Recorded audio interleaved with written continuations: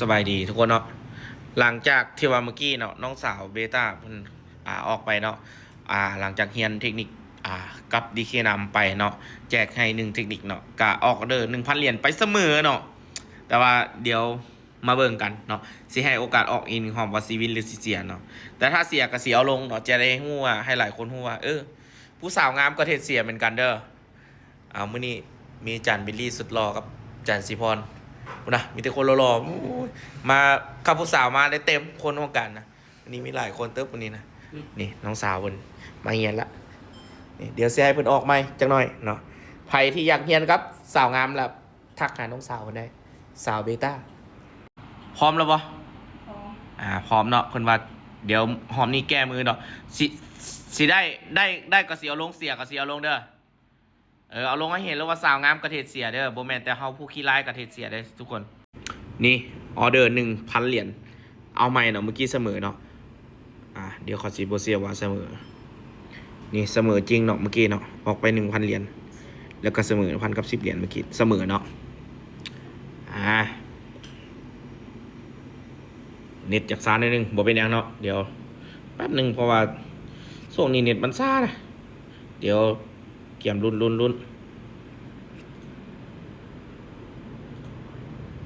ดี๋ยวเนาะเอาซื้อเลยบอกซื้อเลยเนาะโอเค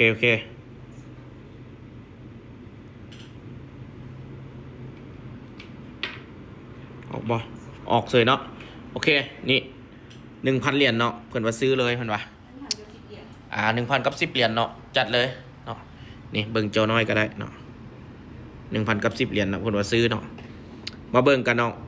ที่จริงเขาเทจอใหญ่เด้อที่เขาเทจอใหญ่แต่ว่าเดี๋ยวสิให้แต่ละคนเบิ่งจอน้อยๆนี่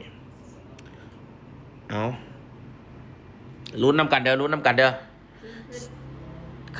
ได้บ่อย่าไปตื่นขึ้นได้บ่โอ้เจ้ยเอาผู้สาวเทศเสียเด้อเทศเสีย 1,000 เหรียญเด้อเดี๋ยวนี้นะบ่เป็นยังเนาะเดี๋ยวเฮาให้โอกาสอีก1หอบเด้อ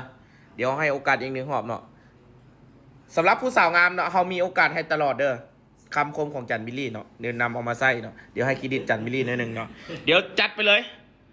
มี 3,000 เนาะ 3,000 เนาะที่จริงน้ำถอนแล้วได้น้ำก็ถอนเนาะเห็นบ่น้ำถอนตลอดเด้อแต่ว่าบ่สนใจเนาะมีกำไรแล้วเนาะเดี๋ยวเขาเก็บตัวเด้อเขาเก็บเด้อเขาเก็บเนาะสำหรับผู้สาวงามเขาให้โอกาสเนาะออเดอร์นี้คิดว่าจังไงออเดอร์นี้ขายเนาะจัดเนาะอย่าไปตื่นออินเลยหอบนี่ออิน3,700เพื่อผู้สาวงามเนาะเขาทุ่มงบเต็มที่เด้อจานบิลลี่บอกเนาะใครอยากเห็นจานบิลลี่นี่ไปติดตามช่องจานบิลลี่เด้อนี่เขาออกจริงเนาะเดี๋ยวได้มื้อนี้เขาจะถอนเนาะได้เขาจะถอนเสียกสิเติมเนาะได้กสิถอนเสียกสิเติมเดี๋ยวมาเบิ่งเนาะเขาอย่างออกขายโอ้ตีละกาวินโลแหละนี่นะ1,000,000%อันนี้นะโอ้นี่เห็นบ่สาวงามจะใจดีตลาดจะใจดีกับตลอดเด้อว้านี่ของแท้วินละเดี๋ยวให้เบิ่งโซ่กำไรเดี๋ยวโซ่กำไรให้เบิ่งก่อนผลงานของผู้สาวงามเนาะ2,648เนาะสเตทเมนต์กันเทศเนาะเป็นจังไดหลังจากออเดอร์ไปดีใจบ่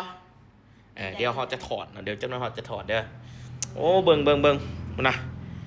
โอ้ยเต็มที่เนาะเต็มที่เด้อมื้อนี้หลังจากที่เฮาให้ผู้สาวงามหาเงินได้อยู่2,648เนาะเดี๋ยวเพิ่นเป็นไข้ดีเดี๋ยวสิพาไปเลี้ยงข้าวเด้อเนาะใครยังเฮียนเทคนิคเขตนำสาวครูเบต้าไปจัดนำเพิ่นได้เนาะสาวงามจะเทรดวินเนาะ